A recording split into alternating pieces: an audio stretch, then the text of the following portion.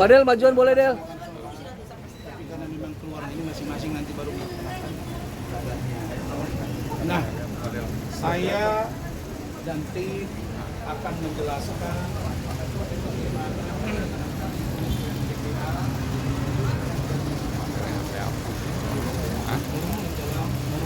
Iya, Pak Dede nggak ada. Karena itu saya persilakan saudara Bangkit Pak Dede untuk menjelaskan bagaimana terbitnya surat penyerahan surat yang kami serahkan ke Kementerian PPA dan juga kepada penyidik di atas tadi. Nanti seperti apa situasinya, bagaimana dengan NM yang ngomong Jumat lalu lah inilah, nanti saya akan jelaskan. Silakan Bangkit. Mundur lagi ya. Mundur dikit ya. Mundur dikit. Silakan. Selamat malam rekan-rekan wartawan semuanya. Oke, selamat malam rekan-rekan wartawan semuanya. Ini saya akan menjelaskan sekilas mengenai hal surat yang saya buat dari keterangan Loli sendiri. Itu surat, itu berita acara yang saya tuangkan karena dasar si Loli pertama pengen datang ke saya sebagai pengacara, pengen melaporkan ibu kandungnya sendiri.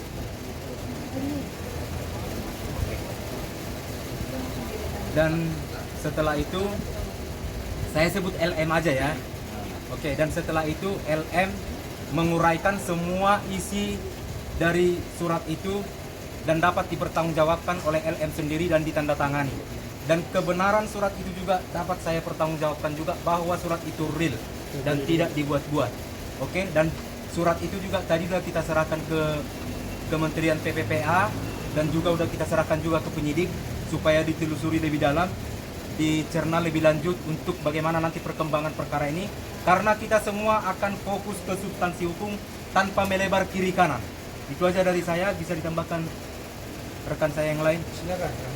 Baik, terima kasih Bang Bangkit, terima kasih Pak Rasman. Bismillahirrahmanirrahim. Assalamualaikum warahmatullahi wabarakatuh. Teman-teman media yang sangat luar biasa. Tadi kita sudah berjumpa di Kemen PPA, rame, dan pada malam hari ini lebih rame lagi.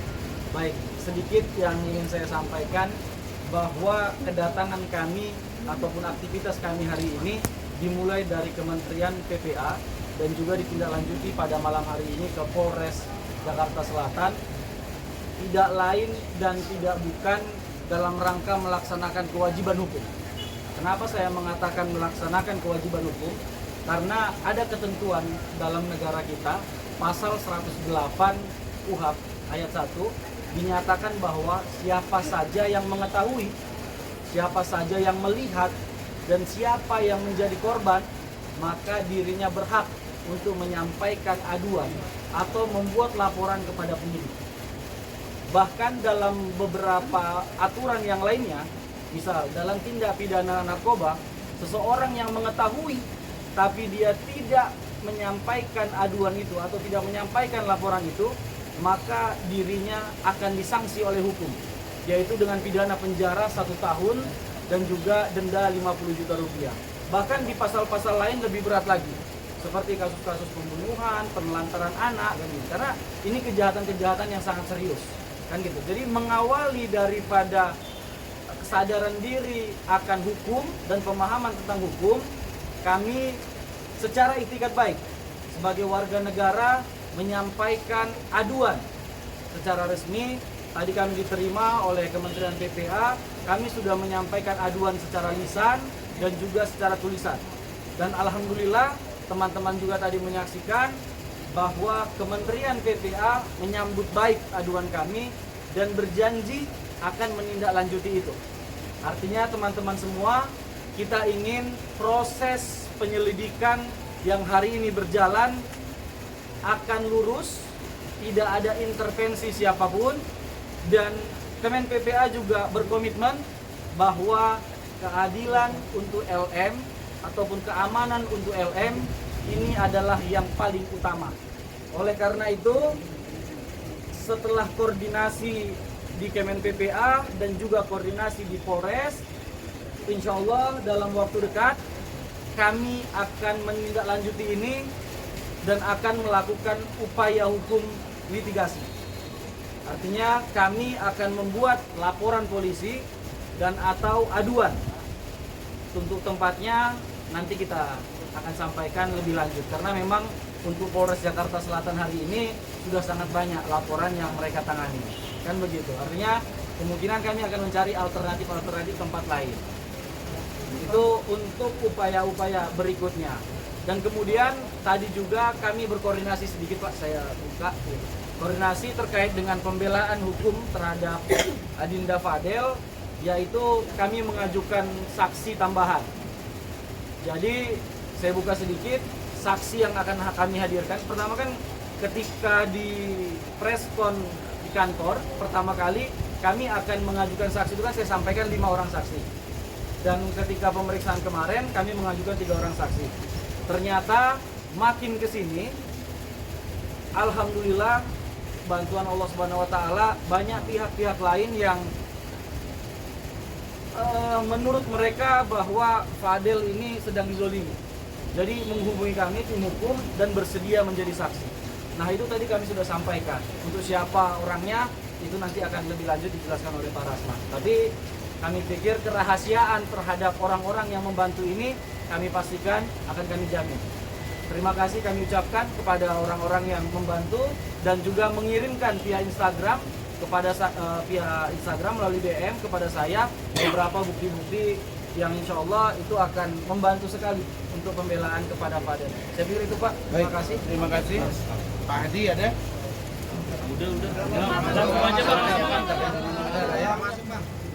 Baik, teman-teman semua, saya masuk pada kesimpulan.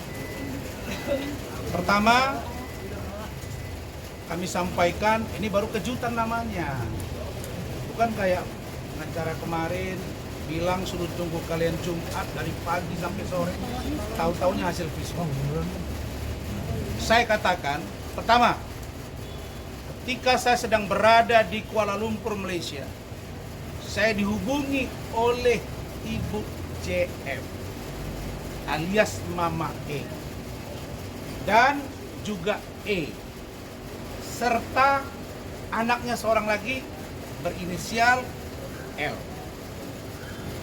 terkait dengan keberadaan saudara LM ketika di UK, bagaimana dia sekolah, bagaimana dia berhenti sekolah, bagaimana tidak dikirimin biaya, kenapa tidak dikirimin biaya, kenapa bisa tinggal di rumah Ibu JF, kemudian dimasukkan lagi sekolah, kemudian keluar lagi, kemudian panggil polisi, kemudian pacaran dengan saudara Fadel, lalu kemudian kembali ke Indonesia, datang 5 kali tidak diterima, akhirnya ambil apartemen sendiri dan dijemput paksa. Ini rangkaian peristiwa yang secara konteks penegakan hukum saling terkait. Karena itu saya minta kepada Ibu JF dan E, kalau kalian ingin bantu kasus ini, karena mereka bilang kami tidak punya kepentingan kepada Fadel, tapi kami ingin menceritakan fakta yang sebenarnya di UK ini. Saya minta tolong buat statement letter, surat pernyataan, dan surat pernyataan sudah saya terima. Dan suratnya sudah kami serahkan ke Kementerian PPA dan sudah diberikan kepada penyidik tadi. Suratnya 2 lembar, semua dijelaskan di situ. Poin yang kedua, bahwa benar berdasarkan pengakuan dari Bu JF, E kepada saya, diduga bahwa LM sudah berpacaran dengan seseorang berinisial A, dan A ini sudah bertemu, dibawa oleh LM untuk bertemu dengan Ibu JF, dengan E dan juga dengan L. Sudah bertemu. Dan kedua orang ini mengaku sudah berpacaran. Apakah di luar berpacaran itu ada sesuatu? Itu nanti. Karena bukan konsumsi di sini. Tapi jalan cerita itu ada. Poin yang kedua, bahwa yang ketiga, yang ketiga, bahwa ini soalnya saya harus ingat ini, bahwa saudari LM ketika kembali ke Indonesia, dan yang disebut-sebut selalu ada rentang waktu Juni, Juli, Agustus, itu kan yang disebut-sebut oleh NM dan pengacaranya. Kami sudah cross check berdasarkan data yang kami punya. Ingat, yang kami serahkan tadi tidak saja surat pernyataan dari Ibu JF, tapi juga dikirimin ID card-nya. ID card. Dan di luar itu kami juga diberikan data bagaimana saudari LM ketika tidak mau melakukan live atas perintah diduga dari NM, maka LM tidak akan diberikan biaya, dan live itu harus menjelek-jelekan inisial AD. Ketidakmauan dia ini menyebabkan seorang NM marah, lalu kemudian tidak dikirimin belanja, dan anak itu menjadi kesulitan. Benar-benar kesulitan, tidak ada tempat tinggal. Pikirkan dengan jernih teman-teman semua. Di UK dia tidak ada yang membiayai, sehingga menompang di rumah orang. Begitu mamanya tahu, dimaki-maki ini orang, keluarga ini, akhirnya si LM keluar, pergi ke Indonesia, dibantu oleh keluarga Bajide, dibawa ke rumahnya, ditolak, dan dua orang ini dimaki-maki oleh NM. Apa ini? Ini kerjaan apa? Ini semua orang sudah bersuara. Kemudian berikutnya apa? Dari konstruksi hukum yang kami pelajari juga, maka kami mendapat support yang kuat dari beberapa pakar hukum, termasuk dari Kementerian PPA, bahwa yang namanya satu, eksploitasi anak, perundungan, dan penelantaran masuk objek yang serius dalam kasus ini. Karena itu yang disampaikan oleh Saudara Rahmat tadi, bahwa kami memutuskan kami akan segera mengadukan persoalkan ini kepada penyidik, dalam hal ini penegak hukum, bahwa ada dugaan 3 poin yang dilakukan oleh saudari NM. 1, dugaan eksploitasi anak, karena anak ini, LM ini sejak berumur 15 tahun katanya, sudah disuruh untuk melakukan promosi live terhadap produk-produk kecantikan.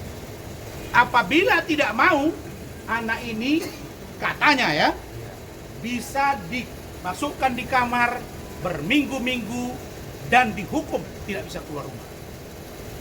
Umur 15 tahun. Yang kedua, perundungan. Kalau dia tidak patuh pada orang tuanya, atas kemauannya anak ini langsung ditindak. Dan dia stres. Yang ketiga, selama di UK hanya 3 bulan yang dibiayai. 3 bulan. Dan studinya cuma 3 bulan. Setelah 3 bulan, dia keluar dari sekolah karena tidak ada biaya, numpang dengan keluarga JF, karena tidak ada biaya, tinggal di situ, diperkenalkanlah A ini kepada dia. Dan kemudian dimaki-maki oleh MM keluarga ini, akhirnya LM malu, dia keluar, dan disitulah dia diduga mengambil pekerjaan endorse slot yang berkaitan dengan sesuatu yang tidak baik. Dalam hal ini diduga JR, kira-kira begitu. Ini penjelasan ini semua ya Fadel ya, saya sampaikan keterangan dari Ibu JF yang tersurat, keterangan dari Fadel kepada kami dan keluarga sangat linear, sangat sinkron. Bahkan chattingan, percakapan antara LM dengan seseorang, dia curhat, itu pun ada. Ada bahasa Indonesia, ada bahasa Inggris. Nah, untuk memperkuat keterangan bahwa benar ada surat yang ditandatangani oleh LM untuk melaporkan ibunya, suratnya tidak mungkin saya perlihatkan, tapi fotonya saya perlihatkan. Apakah ini saya dikatakan membongkar rahasia kependudukan? Enggak dong. Ini fotonya. Ini ketika LM sedang menandatangani, ya betul ya? Ya?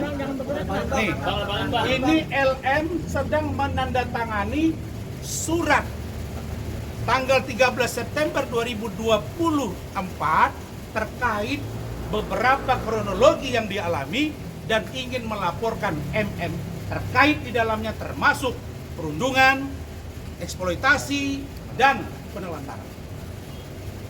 Kalau begini, apa mungkin kita semua berpikir ini normal? Tidak dong. Apakah mungkin LM yang dijemput dari apartemen kalau mengatakan anak di bawah umur, kenapa Anda expose itu? Ketika dijemput silent saja dong. Bahwa cewek